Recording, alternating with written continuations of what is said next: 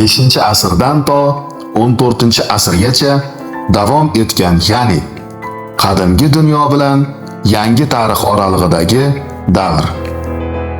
O'rta asrlarda musiqa madaniyati turli o'zgarishlarga yuz tutdi. Jumladan, G'arbiy Yevropa mamlakatlarida musiqaning rivoji asosan xristian cherkov madaniyatiga bog'langan edi. Aynan cherkov xorida musiqaning ko'p ovozli, polifonik uslubi qaror topdi. Shuningdek, katolik cherkovlarida organ chalg'usi ham keng qo'llanila boshlandi. Polifoniya, yunoncha polis ko'p, fon ovoz, musiqaning bir turi bo'lib, u bir nechta mustaqil ovozlarning tengligiga asoslanadi. Shu bilan bog'liq atama kontrapunkt, nemischa kontrapunkt, lotincha punktum kontra punktum, nuqtaga qarshi nuqta bo'lib, ularning birlashuvi umumiy tovushni muvofiqlashtiradigan uyg'unlik qonunlariga bo'ysunadi. Sharq mamlakatlarida esa aksincha, monodik uslub o'z kuchini saqlab qoldi. Musulmon olamida maqom san'ati yoyildi. Sozandalik va xonandalik san'ati rivojlandi. Uyg'onish davri musiqa san'ati eng avvalo innovatsion san'atdir. Bu innovatsion xarakter avvalo dunyoviy qo'shiq va raqs madaniyatining yutug'i bilan belgilanadi. Har bir mamlakatda qo'shiq va raqs janrlari xalq kelib chiqishiga asoslanadi.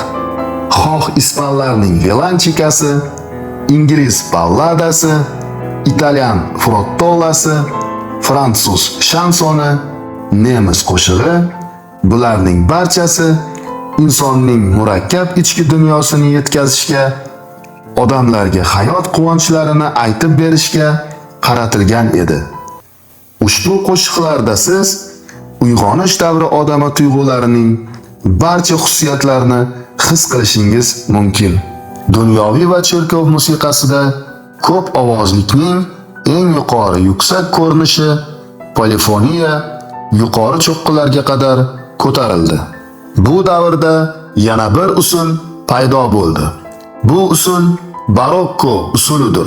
Barokko davri musiqa madaniyati 17-asr va 18-asr boshlari musiqa tarixida katta ziddiyatlar va o'zgarishlar ro'y berishi bilan belgilanadi. Fransuz quyosh qiroli Lyudovik 17ning hukmronlik davri.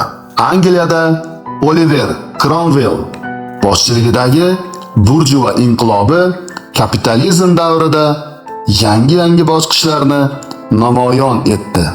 Bu bosqichlar barcha sohalarga keng ta'sirini ko'rsatdi. Ayniqsa adabiyot va san'atda barokko usuli saroy ahlining o'zini yorqin dabdabadorlik bilan burkab, o'zining kuch-qudrati, nozik tabligini baralla ovoza qilishdan iborat bo'lgan. Bu borada katolik va protestant cherkov namoyandalari qo'shgan hissalari katta. Shu boisdan bu davr ajoyib ijodkorlarning dunyoga kelishiga sabab bo'ldi.